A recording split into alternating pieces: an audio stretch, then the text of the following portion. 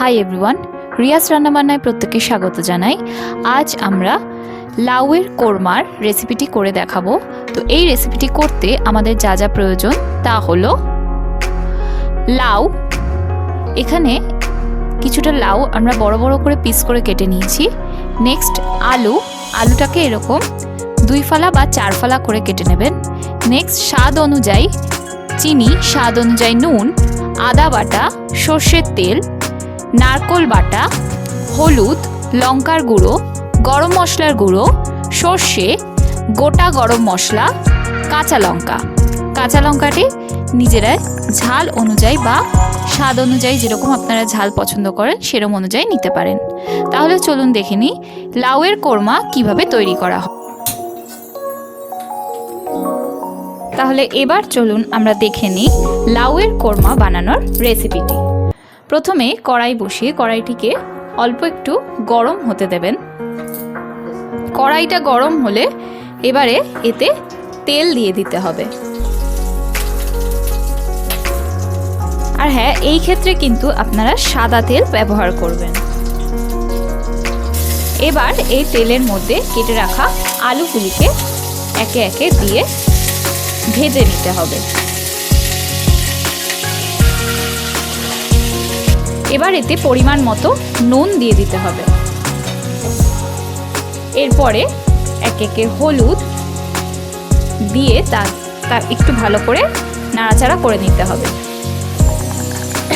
এভাবেই আলুটিকে হালকা করে ভেজে নিতে হবে।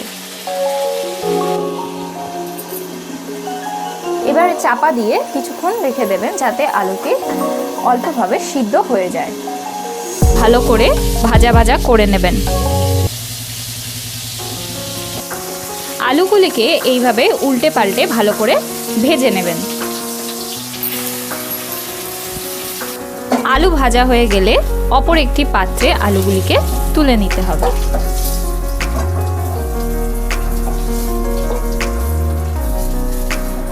এবার এই আলু ভাজার তেলেই আগে থেকে কেটে রাখা লাউগুলিকে দিয়ে দিতে হবে।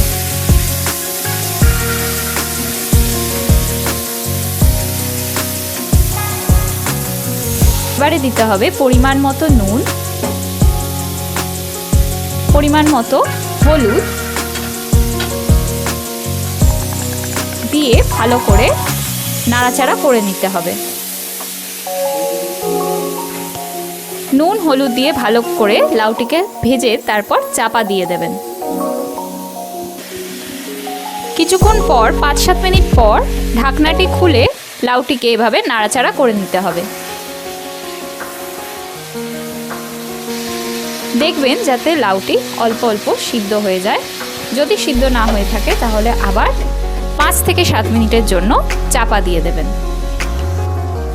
কিছুক্ষণ পর ঢাকনাটি তুলে দেখবেন লাউটি এরকমভাবে ভাজা ভাজা হয়ে গেছে এবং কিছুটা পরিমাণ সিদ্ধ হয়ে গেছে।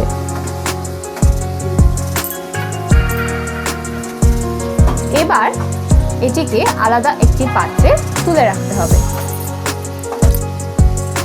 এবার ওই লাউ এবং আলু ভাজার তেলের মধ্যে আরও কিছুটা পরিমাণ তেল অ্যাড করে তাতে দিয়ে দিতে হবে গোটা গরম মশলা। গোটা গরম মশলার মধ্যে দেওয়া হবে 2টো এলাচ, একটি দালচিনি এবং কয়েকটি লবঙ্গ। এবারে দিতে হবে কালো সর্ষে দিয়ে ভালো করে নাড়াচাড়া করে নেবেন। 2টো কাঁচা লঙ্কা এতে অ্যাড করে দিতে হবে।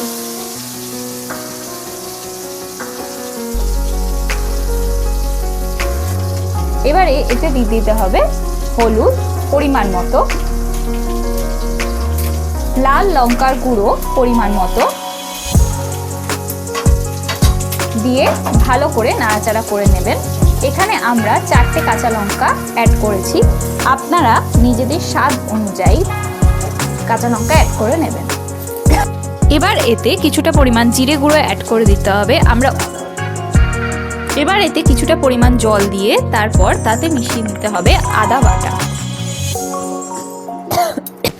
এবার এতে অ্যাড করতে হবে গরম মশলা গুঁড়ো।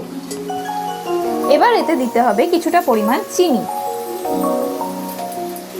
এবার এতে বেটে রাখা নারকোলটি অ্যাড করে নিতে হবে।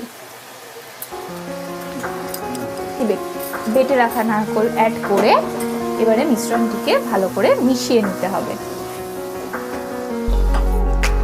এবার এতে ভেজে রাখা লাউ এবং আলু অ্যাড করে নিতে হবে। দিয়ে ভালো করে এটিকে মিশিয়ে নিতে হবে।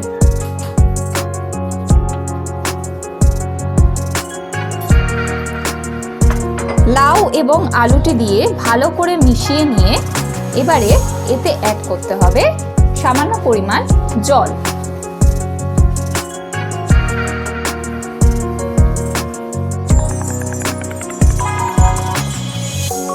এবারে জল অ্যাড করে ভালো করে নাড়াচাড়া করে নিতে হবে।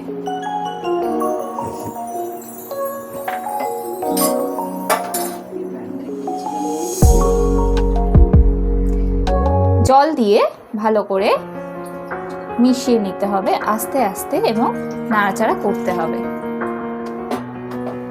খেয়াল রাখবেন যাতে নিচের দিকে ধরে না যায়। এভাবে নাড়াচাড়া করে 10 থেকে 12 মিনিটের জন্য চাপা দিয়ে দিতে হবে।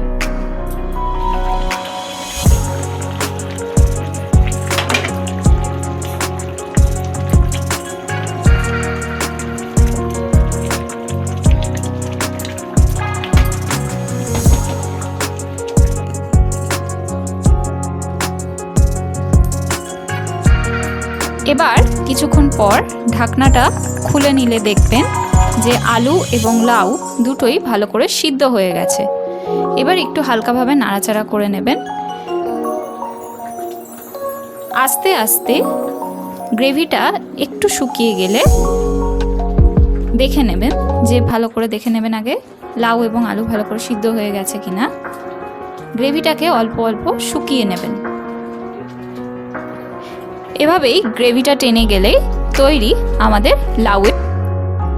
তাহলে আপনারা দেখলেন এভাবেই তৈরি হয়ে গেল আমাদের লাউয়ের কোরমা।